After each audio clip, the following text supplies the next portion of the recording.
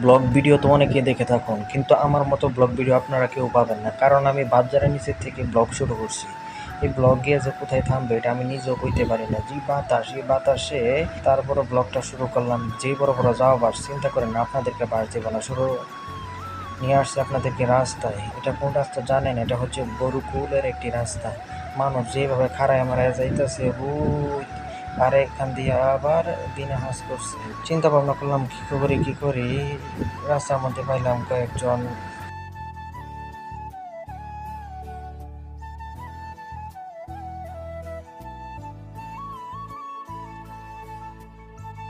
ছেলেপেলেরা গুটি নিয়ে আসছে। তারা গুটি করে ওড়াবে। এদিকে প্রচণ্ড নদীর কোলায় অনেক বাতাস, আর অন্যদিকে দেখেন ওই যে অনেক গুটি উড়ায় ফেলাইছে। এই গুটি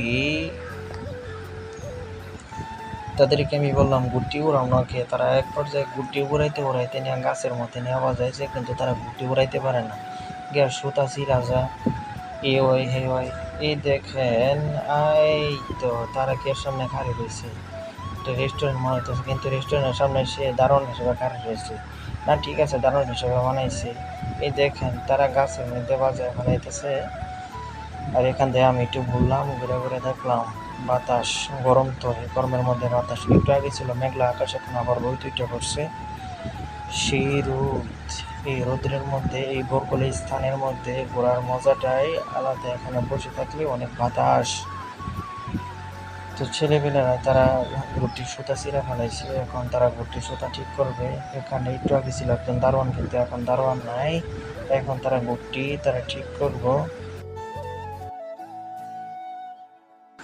ঠিক করতে করতে আমি তাদেরকে জিগাইলাম যে তোমার বাড়ি কোন নানো, তুমি কোন মাদ্রাসায় পড়ো।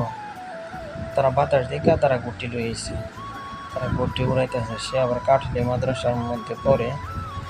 যে যাই হোক, সে এবার আমাদেরকে গুটি উড়াই দেখাবে। গুটি উড়াই দেখাতে দেখাতে আমি একটা, আমার আর সময় কুলাইলো না, আমি আয়সা পড়তেছি।